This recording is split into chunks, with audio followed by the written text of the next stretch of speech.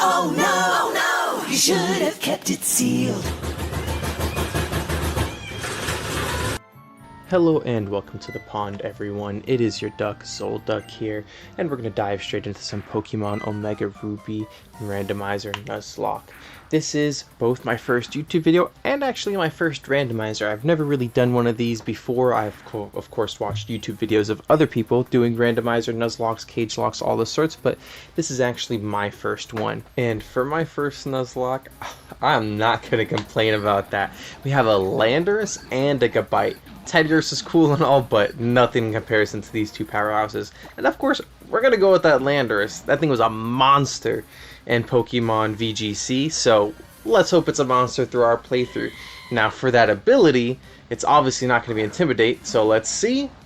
Very nice, Shiza-chan! Crazy. A terrible Landorus, dude. That is actually pretty busted. There's definitely going to be some Levitate mons randomly, of course, randomizer. And that is just going to ignore all of that. So I'm super excited to just spam EQ if we get the TM. So I did randomize TM locations, like what TMs pop up. Pretty much every pickup item is randomized. Of course, the Pokemon themselves are randomized. The abilities are randomized, hence why this Landorus did not have Intimidate. And, of course, all the foes have randomized Pokemon as well. You know, unless Landorus learns Earthquake via level up, which I'm not entirely too sure. I am a little bit of a Pokemon nerd, but not that much that I remember movesets by generation. But, you know, this here is a Delcatty, so I'm not really too worried about that right now. Don't need to be using Earthquake for anything that easy. Now, I'm not sure if everyone knows the rules of a Nuzlocke, so I'm going to go ahead and explain those really quickly for you guys here. So, during a Nuzlocke, pretty much you're going to be setting extra restrictions for yourself that just make the game harder. I mean, to be honest, Pokemon is directed towards kids, so it can be a little bit easy, but, you know, the community, we find our own ways to spice it up. So, rule number 1, you must nickname every Pokemon, which we're going to go ahead and do right here with Professor Birch. It does say Torchic. We obviously do not have a Torchic, and I think we're actually going to name this Landorus. I think we're going to go with Sando. I think Sando works because not only is he a ground type, sand, Sando is Japanese, I guess you could say it's short in Japanese for sandwich, which I just find pretty hilarious considering the most recent games. We are building sandwiches all the time. Other rules of Nuzlocks would be if a Pokemon dies, it is dead for good. It is gone. You cannot use it anymore. Now, when it comes to dead Pokemon, I'm just going to release them in the box so I don't have to remember that they've died later on. Another rule for encounters. Whenever you go into a route, it's only going to be your first encounter that actually is going to count, right? If you run into other Pokemon past that, then, you know, too bad, so sad, you only get your first one, like this Route 101. So these encounters don't exactly count quite yet because I don't have any Pokeballs. Nuzlocke starts when you have Pokeballs, but these encounters are giving me a good old 8 inches of Onyx, so, you know, it is what it is. We're going to go through the grass patch, battle the rival, and then carry on our merry way. So none of these count. Once we do battle our rival, then we will head back to the professor's lab and get our first Pokeballs, and that is when the Nuzlocke actually begins. As you can see, I'm editing out these encounters, so that way there's no spoilers for you guys see that I actually run into. And yes, I did intentionally leave that Onyx in just to make a phallic joke. Now, while I am required to catch the first Pokemon that I run into on a route, regardless of what it is, there is a thing called Dupes Clause, so if I already own that Pokemon, even if it has died previously, it is a duplicate and I can opt to skip it, but that does mean I will be able to catch another Pokemon in that same area. And pretty much the only other really important rule is going to be level caps. So for any Pokemon that I have, I'm not supposed to go over the level cap of what the next gym leader's highest level Pokemon is. If I happen to go over that level cap, well then I can't use that Pokemon in the gym.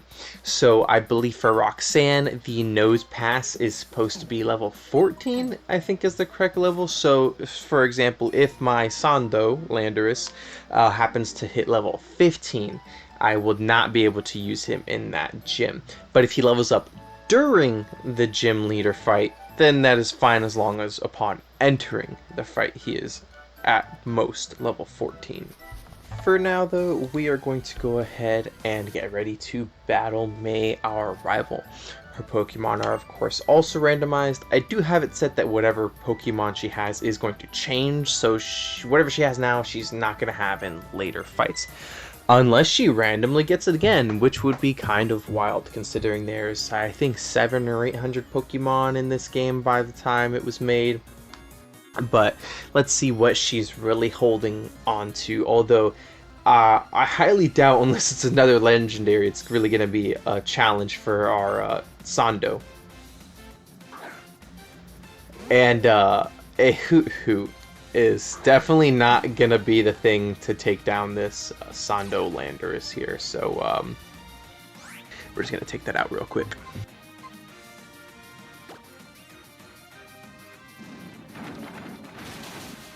And yeah, that was pretty much expected, a one-shot on the Hoot Hoot.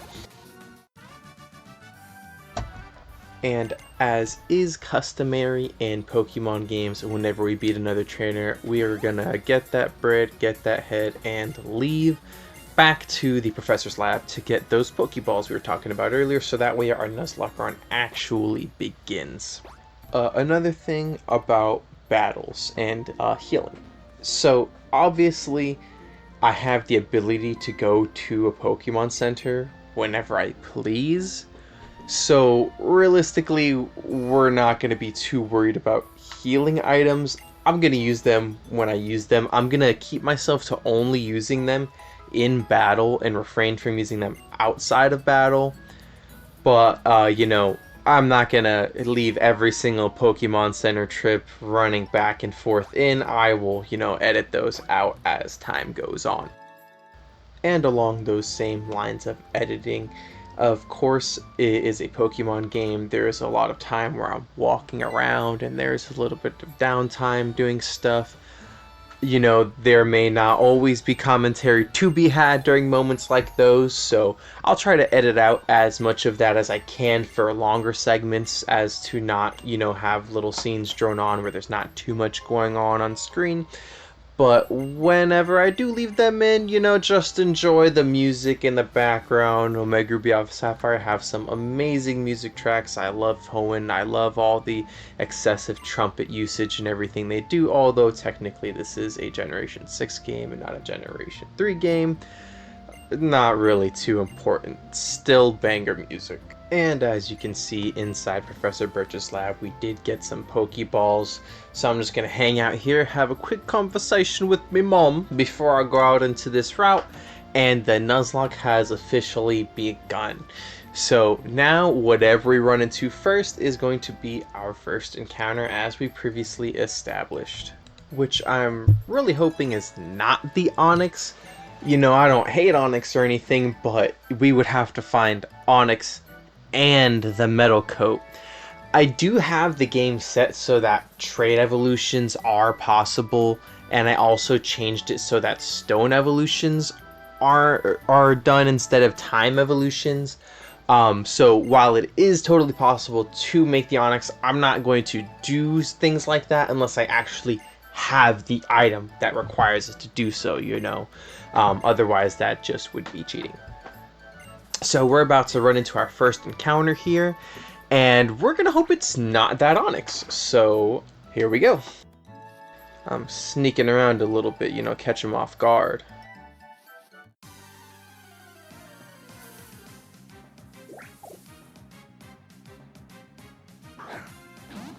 I will take a Cottony. Cottony was a pretty good support Pokemon around this generation, so I'm not going to be mad about that. And I do definitely need a grass type to cover Sando's water weakness. Although that does not help me with ice types whatsoever. first ball catch. Cool. Now, for nicknames and things, I am going to try to keep it PG because this is a Pokemon game. I did think of a different nickname for this Cottony, but it definitely was not PG, so I decided to scrap that. I cut it out of the editing just so no one even sees what that nickname was. But unfortunately, the best nickname I could come up with it that fell in those PG guidelines was Cotton. Normally, I don't really care about PG, non-PG, or whatever the case is. I, in my daily life, do curse like a sailor. But for the purpose of YouTube videos, if I'm posting a game that's generally PG, I'm gonna try to keep the language generally PG. Obviously, if I'm posting Mortal Kombat or something like that, where there's literal gore on screen, that's a different story. A second encounter here, an Arkin. If you don't know, normally Arkin is pretty garbage, but because the abilities are randomized, he will not have a Defeatist. Defeatist is an ability that makes it so his attack and speed, I believe, are halved whenever he reaches half health. He normally has great stats, but his ability literally keeps him from being good whatsoever, right?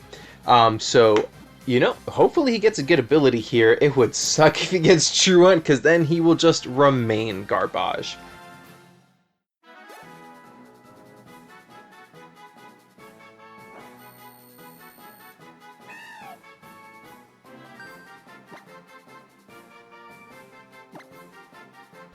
Alright, and we are going to go ahead and name this Arkin, ironically, Defeat This, as an homage to Defeatist.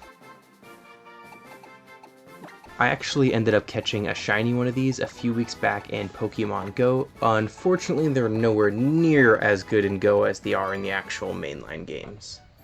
Which isn't really saying much considering they still kinda suck because of Defeatist. I see both Cotton and Defeat This end up with decent abilities, but really their natures do kinda hurt.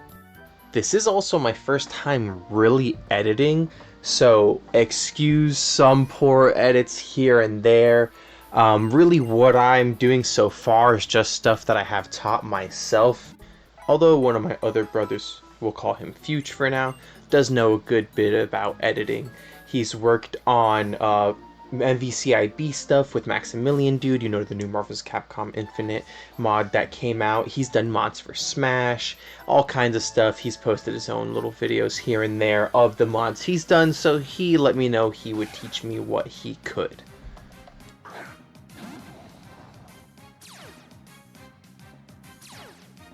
And for our third encounter, we're going to see a Nidoran female, but the only thing it should be anticipating is its impending doom as Sando just stares into the depths of its soul, ready to wipe it off the face of the planet.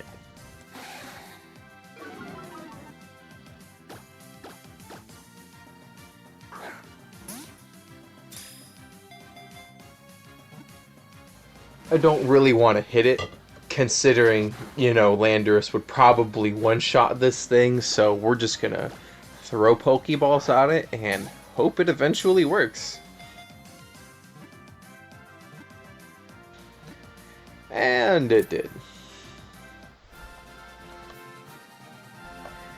Alright, now, for this Nidoran's nickname, Nidoran female does eventually turn into Nidoqueen, so I think we'll nickname her after... Let's go with Queen Doja herself. Doja Cat. You know, Doja goes moo! And Nidoqueen's got the milkers to match. I think now is a great time to clarify that I actually meant PG-13 earlier. And now it is time for us to beat the brakes off some small children that did nothing to deserve it. Starting with our boy, the youngest botanist to ever hit the streets of Hoenn. Terravolt already come in clutch, although it's super unlikely this Magnezone has Levitate, which would be its normal ability. Oof, Sando deleted that, man. I don't even think Nurse Joy can fix that.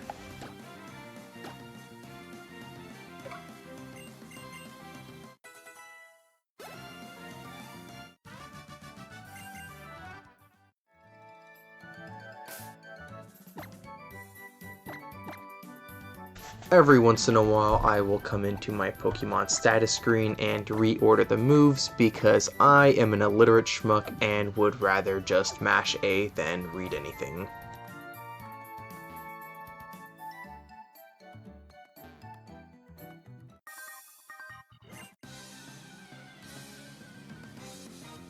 Yo, who is letting these children into these professions, bro? Who is letting this child in the gym? He's like 2! Where are your parents?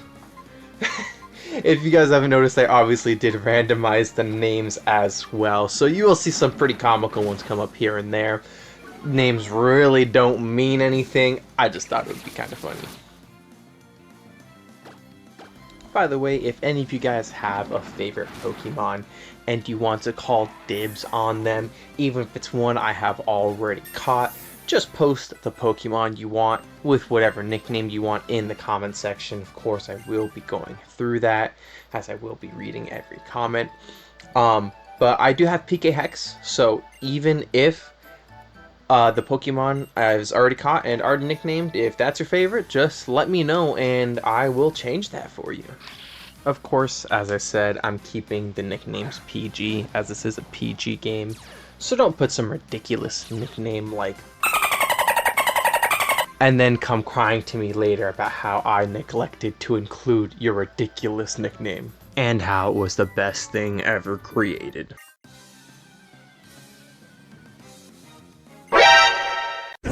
No, no, no, no, no, no, no! Wait! Wait! And if you'd like to see some instant karma in action, this is what I get for calling whoever it is nickname ridiculous as they were typing in the comments section. Third non-event trainer of the game, and it is a Zygarde. Bro, there is absolutely no way he just selected Dragon Rage right now. You have got to be kidding me. Thank God I just misread that, because that would have sent Sando directly to the Shadow Realm if it was Dragon Rage. Which Zygarde totally learns, by the way.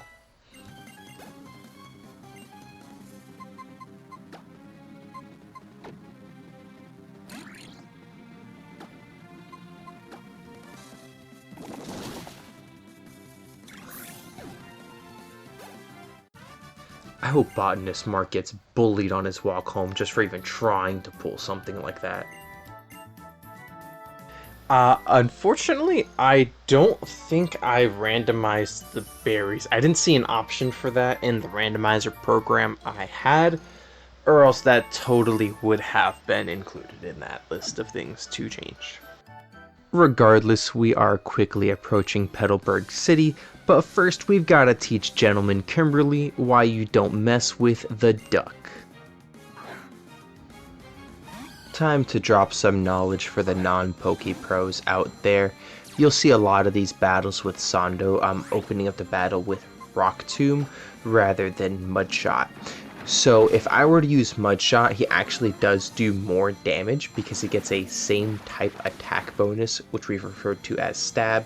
Put in simple terms, if you're using the same typing move as the Pokemon is, Landorus is a ground type, Mudshot is a ground type move, he would get a same type attack bonus. I'm using Rock Tomb because it does lower the opponent's speed when it hits them, so you'll see them go the first turn sometimes, get hit by Rock Tomb, then speed decrease, and then Landorus will move first, and that's when I opt to go for the Mudshot to actually kill.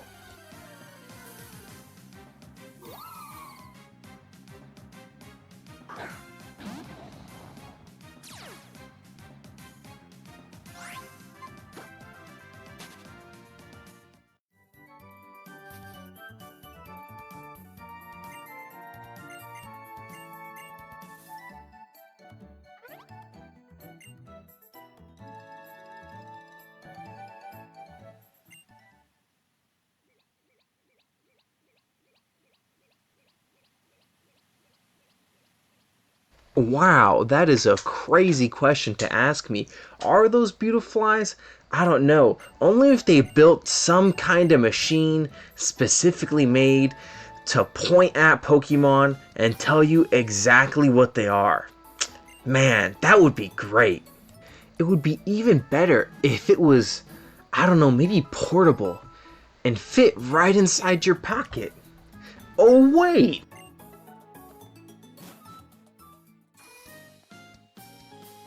Also, we're totally gonna skip over this Wally cutscene coming here. If you've never played the game before, which by now I'm sure most people watching this video have, this cutscene is only to teach you how to catch Pokemon. Wally will come out gifted with a Zigzagoon by the Petalburg gym leader, which is our dad in this game, Norman, and he catches a Ralts. And usually that's the Pokemon he's going to continue using through the playthrough is Ralts, eventually evolves into Gallade. Since this is randomized, he's not going to have the Ralts, he's going to have something completely different whenever we battle him. But the cutscene does stay the same, so really not too much interesting or different going on there than from what normally happens. So we're just going to skip over that, as I'm sure a bunch of us have seen that 1,000,001 times. Although we didn't really need Norman's help, considering we've already caught a couple Pokemon. I will say this is the only Pokemon game where you actually get to meet your father, and he strictly opts to help one of your rivals and gives you nothing. What a guy. In fact, he probably could have hit the grocery store milk dash and we wouldn't have even noticed, as the only time he will become important again is when we have to strictly battle him later. And no, he does not take it easy.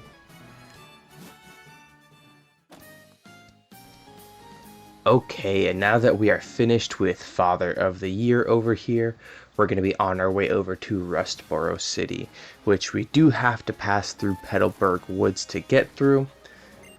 Petalburg Woods will be pretty interesting. It's got a pretty big spawn pool of Pokemon available, so that means all of those being randomized, we'll have a pretty big selection going on there.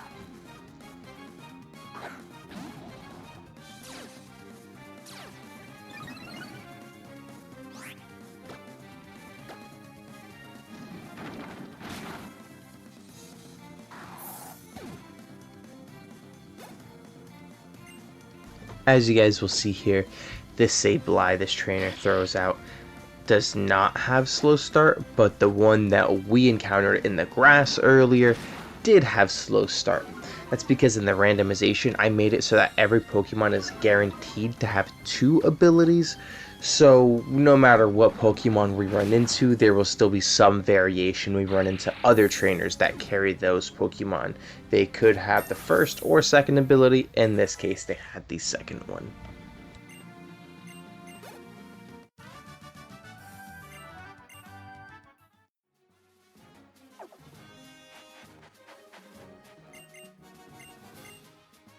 Okay, so we're gonna need to start training up some of our other Pokemon here.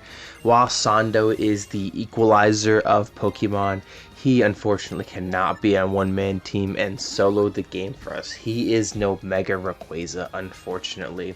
So we're going to still need a team to actually get through here. So we're gonna start switch training, and hopefully no one dies in the process of switch training. Can be a little bit risky, you know, you have a weaker Pokemon out, you have them out first, swap to the second Pokemon so that way the first one does still gain some experience during the battle, but there's always the risk of the second Pokemon swapping into some super effective move. Sando does have ground and flying typing, so something I'd really be worried about when switch training is running into, say, an ice type, which he would be 4 times weak to, and would not have a fun time jumping into an ice beam or something like that. I know somewhere one other Poke Nerd is going to be down in the comment section saying, "Oh, but Zolduck, you could just wait till you get the experience share in Petalburg Woods." But I would rather not take the chance of Sando being overleveled for Roxanne, and switch training will lower the amount of experience he gains while giving it to the other people, so there is some rhyme to my reason.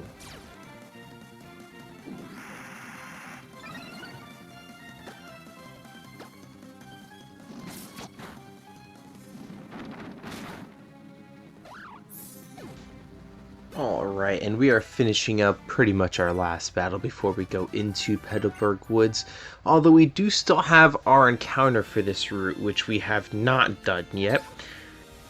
Here I do a Pokénav encounter.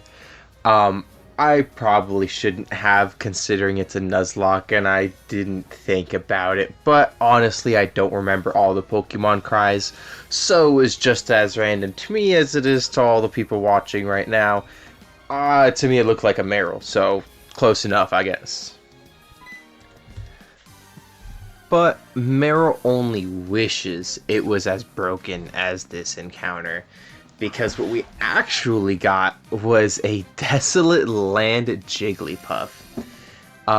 If you don't know Desolate Land, that is Primal Groudon's ability. So Primal Groudon is the box art legendary for the game we're currently playing. That is what we consider to be one of the big boys. Desolate Land makes it so that all fire type moves that are used on screen have increased power. And it also makes it so that any water type move possible just can't activate while Desolate Land is out, which is going to be actually pretty clutch when I am facing a water type Pokemon with Sando and I want to get him out of dodge. I can swap Jigglypuff in now that we've caught her and just negate any water type move that would have been thrown out. Despite the fact that we are civilized individuals around here, we're going to go ahead and name this Jigglypuff Squirtle anyways. 1, because it's ironic with the ability, and 2, because we do respect Gooner culture and want them to feel seen as well.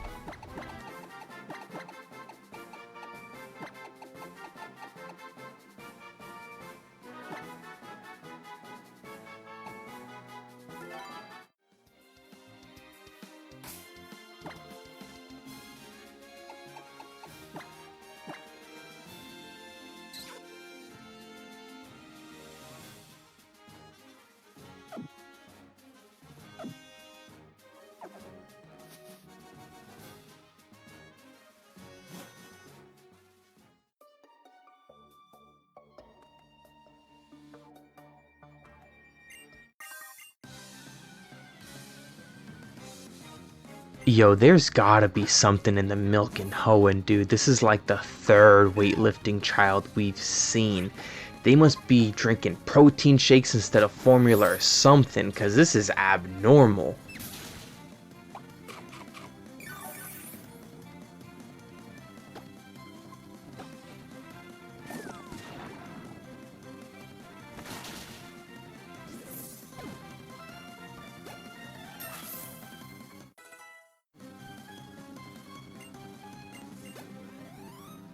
You remember how earlier I had addressed that it would be really dumb of me to be switch training and swap Sando into an ice type Pokemon because he is 4 times weak to that? Well, we're gonna go ahead and execute that calculated decision right this very moment by swapping Cottony, who's weak to ice type moves, into Sando, who is 4 times weak to ice type moves. Thankfully, this Weavile did not have the presence of mind to actually use one of those, or that could have been very bad, very sad, and I would have dug myself a hole and cried in it probably. And then after opting to make that first dumb decision, we then keep Sando in, and thankfully we outsped. To note, in the randomizer I used, it does allow you to download a file that tells you exactly what Pokemon are randomized to what, in what areas, with what moves and what abilities and all that kind of stuff. But I just decided not to create that file because that's boring, and surprise is fun and exciting. So rather than reading the randomization Bible and flipping all the way to Arceus 16, Chapter 3, Book of Weavile. I'm just gonna play the game like a normal person.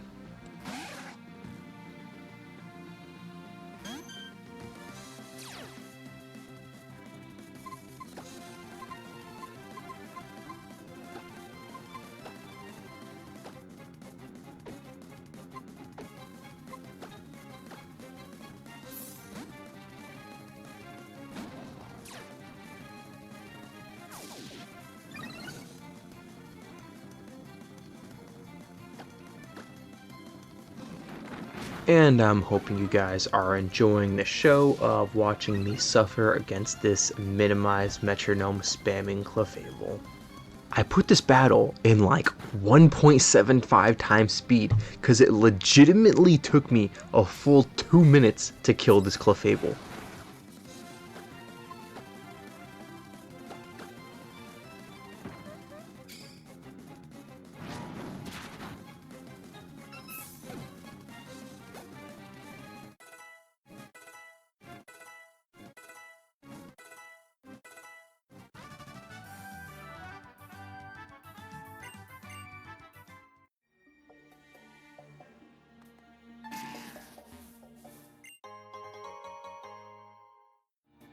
Okay, this is actually insane for us to pick up an item like this early on in the game. If you don't know a choice band, Sando just went from being that guy to being him.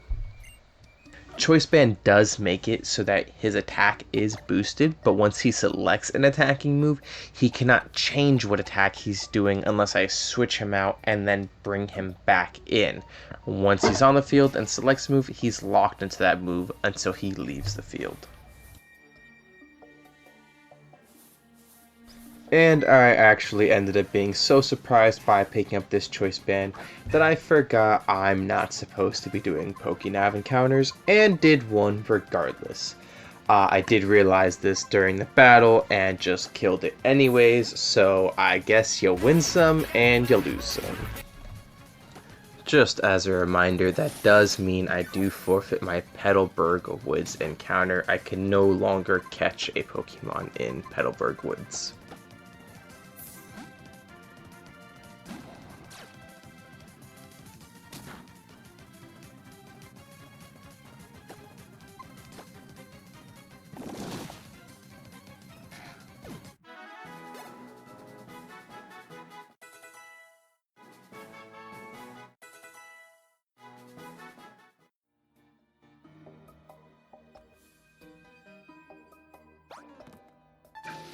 So after picking up this berry, we're gonna hit a classic speedrunner tech known as the Pokemon Center skip, where you just edit out yourself visiting the Pokemon Center. Some might argue the validity of the Pokemon Center skip, but remember, grinding is cringe and cheating is based.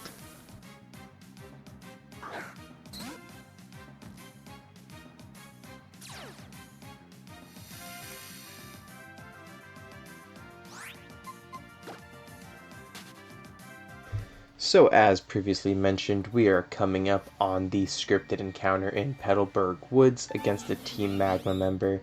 Most trainer battles you can avoid by just walking around the trainer, even though I have been doing them all. This one is a cutscene battle, so it's just unavoidable. So we're really hoping not to see some dummy busted mon like, I don't know, huge power Mega Salamence or something like that.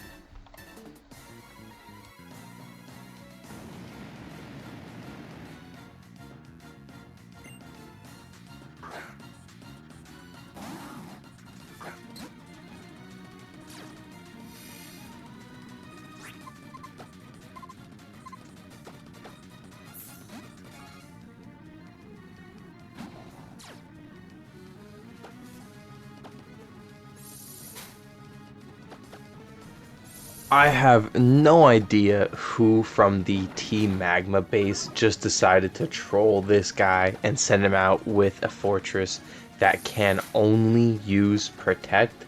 Maybe it was April Fool's Day at the office, maybe they just hate this dude, but he is unfortunate.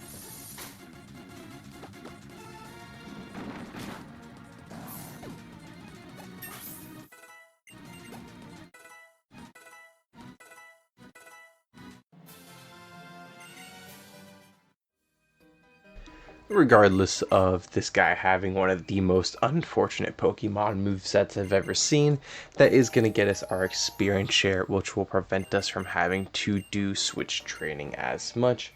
Although Sando is getting pretty close to that level 14 level cap, so we're going to have to be a little careful and use him a little more sparingly now if we want to actually use him in the gym battle.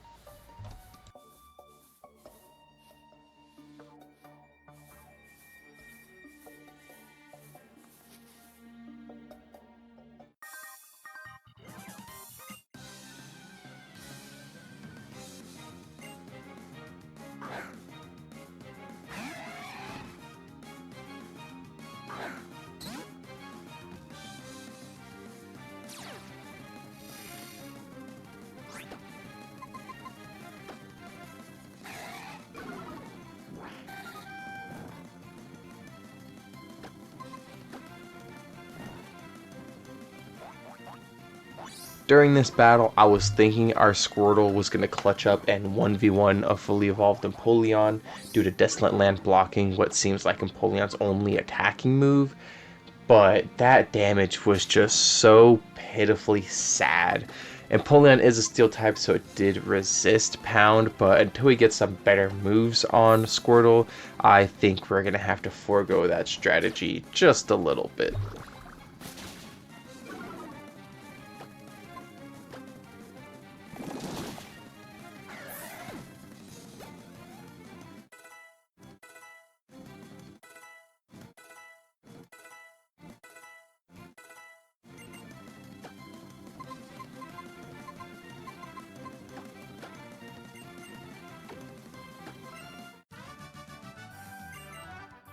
Here you're seeing me just wallow in sadness, thinking about how great life could have been if I hadn't accidentally done that Cranidos Pokénav encounter and was forced to kill it. All these great options, and none of them I'm allowed to pick.